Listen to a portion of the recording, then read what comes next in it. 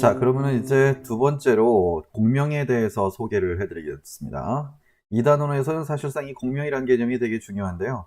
이 공명이 정확하게 뭐냐, 그것부터 먼저 살펴보도록 하죠.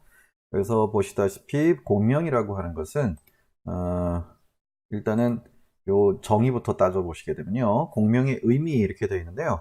인접한 p 오비탈 사이에서, 그러니까 혼성화되지 않은 p 오비탈 사이에서 전자들이 이동하며 공유되는 현상이라고만 이렇게 써놨어요. 그러니까 결국 파이 결합에서만 이런 일이 발생할 수 있다라는 것을 생각해 볼 수 있겠네요. 자, 어찌됐든 p 오비탈이 있다는 게 제일 중요합니다. 그래서 여기서는 파이 결합보다도 오히려 p 오비탈로 정의를 좀 기억해 두시는 게 좋겠고요. 바로 이웃한 원자들 사이에서 거기에서 p 오비탈이 존재한다면은 여기서는 전자들이 서로서로 이동하면서 공유가 될 수 있다라는 걸 설명합니다. 그러니까 파이 결합 자체가 공명 현상이 일어나고 있는 결합이다. 이렇게 얘기를 할 수 있겠죠. 그리고 여기서 아주 중요한 개념인데 공명이라고 하는 개념은 언제나 시그마 결합하고는 아예 무관한 거다. 수직 방향에 있으니까 시그마 결합은 언제나 파이 결합이나 p 오비탈과 수직 방향에 존재해서 이거는 공명에서는 전혀 시그마 결합은 생각지 말아야 된다. 그런 얘기를 하는 거죠.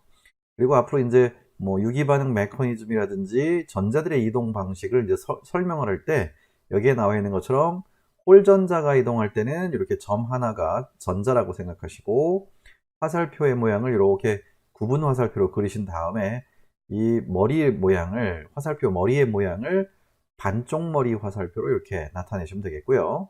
그 다음에 전자 쌍으로 이동을 하게 될 경우 이 전자 쌍으로 이동하는 경우가 거의 대부분이에요. 그래서 이렇게 전자 쌍이 이동할 경우에는 구분 화살표로 나타낸 다음에 여기 화살표 머리를 이렇게 양쪽 머리 모두 온전한 그 화살표 모양으로 그려주시면 이게 바로 전자 쌍이 이동하는 것이다. 절대로 이 화살표는 유기화학 메커니즘에서는 화살표를 갖다가 원자들이 이동한다 이런 걸로 표현하지는 않습니다. 전부 다 전자들이 이동한다는 걸 명심하셔야 되겠어요. 그래서 아주 간단한 예를 들어서 보여드린다면 공명이라고 하는 것은 이렇게 뭐 시그마 결합들 두 개 하고 또 여기 시그마 결합 하나 여기 파이 결합이 하나 있는 이런 아세톤 분자 같은 경우에 여기 양옆에는 CH3가 있죠. 앞에 1단원에서 골격구조식에서 나타냈던 그 방식으로 나타낸 거예요. 여기에는 C가 있고요. 자, 그래서 이 둘 사이에 이렇게 결합이 이중결합으로 만들어져 있는데 그 중에서 시그마 결합들은 이렇게 밑에 그림을 보시면은 평면에 같은 평면에 눕혀져 있는 거라고 보시면 되겠고요. 거기에 대해서 수직 방향으로 이렇게 파이 결합이 혼성화되지 않은 p 오비탈 두 개가 이렇게 나란히 나열되어 있는 겁니다. 그때 이 파이 전자가 탄소와 산소 사이에 공유되어 있는 게 아니라 갑자기 산소 쪽으로 이렇게 확 전이가 돼 버렸을 때 여기다가 비공유 전자쌍을 굳이 다 찍어 보자고 한다면 이렇게 이런 식으로 찍어 줄 수 있겠죠. 여기서는 원래 비공유 전자쌍이 이렇게 두 쌍이 있었는데 한마디로 여기에 결합 전자쌍이 파이 결합에 들어있던 전자쌍이 고스란히 산소 쪽으로 몰려가서 산소 쪽에 비공유 전자쌍이 한 쌍 늘어나 버린 것 같은 이런 구조를 가지게 되는 것을 우리는 공명이 일어나고 있다 이렇게 얘기를 하게 됩니다. 이게 가장 간단한 공명의 예시를 보여드리는 거예요. 그래서 파이 결합 한 개만 있어도 공명은 나타나는 거고요. 이때 이 왼쪽 구조하고 여기 오른쪽 구조 이 두 가지가 서로 다른 화합물이 아니고 같은 화합물인데 단지 이 분자 내에서 원자와 원자 사이에 파이 전자 쌍만 특정 원자 방향으로 왔다 갔다 이동하고 있는 것이기 때문에 이거 같은 분자인데 이 둘 사이의 관계를 우리는 그냥 공명관계다. 공명관계 이렇게 표현하게 되고요. 이 각각의 구조들을 그냥 이 왼쪽에 있는 구조가 저 오른쪽에 공명구조고요. 공명구조, 공명구조 중에 하나. 이 오른쪽에 있는 구조도 역시 공명구조 중에 하나다. 그래서 이거는 결국 같은 화합물인데 이렇게 두 가지 방식으로 전자들의 배치를 나타낼 수 있다라고 표현하는 게 바로 공명이라는 개념이에요.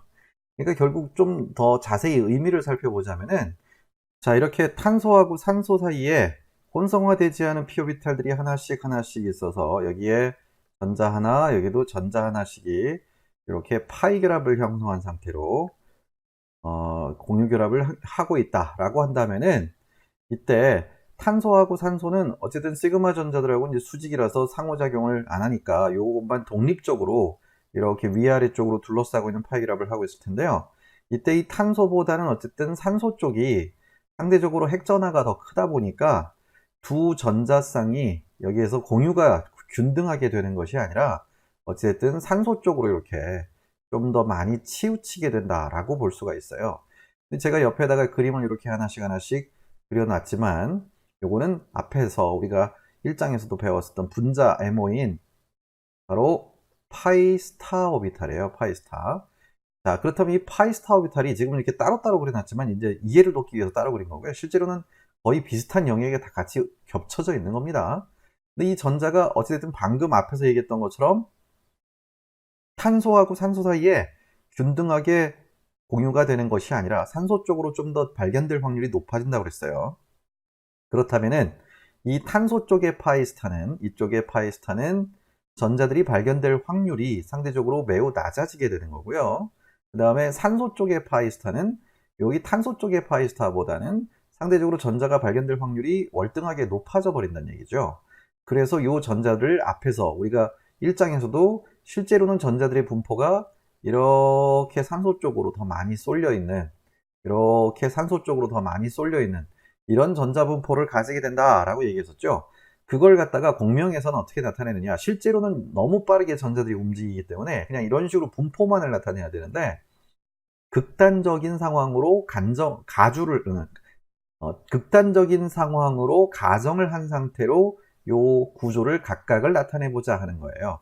그러니까 결국 둘 사이에서 공유되어 있는 전자가 극단적으로 순간적으로 한순간에 이쪽 파이스타로 완전히 전이가 돼 버렸을 때 이 탄소는 아예 전자 하나를 완전히 산소한테 뺏긴 거니까 이런 식으로 플러스 전하를 띠게 되는 거고요. 산소 입장에서 본다면 이렇게 전자를 하나 뺏어서 자기만의 전자 쌍으로 만들었으니까 이렇게 음전하를 띠게 되는 것이다 라고 각각을 이렇게 딱딱 나눠서 표현을 하고 있습니다. 그러니까 실제로는 이렇게 표현하는 게 아니라 실제 구조는 이 둘의 중간 값이라고 봐야 돼요. 이 둘의 중간 값은 이런 식으로 표현할 수 있겠죠. 산소하고 산소의 시그마 결합들은 그대로 놔두시는데 이 둘 사이에 있던 파이 전자가 생긴 것도 아니고 안 생긴 것도 아니고 계속 산소 쪽으로 치우쳤다가 오고 하다 보니까 여기에 델타 마이너스, 여기에는 델타 플러스가 걸려있는 이런 모양을 가지는 요게 실제 구조다. 요걸 공명혼성 구조다 이렇게 표현을 하게 됩니다. 그래서 이 각각을 공명구조, 그 다음에 실제 구조는 이렇게 공명혼성구조처럼 생각하시면 되는 거고, 요 공명구조, 각각의 공명구조는 파이 전자쌍이 극단적으로 한쪽으로 치우친 상황만을 잠깐 동안 나타내는 것 뿐이에요. 요게 바로 공명이다 이렇게 생각을 하시면 되겠네요.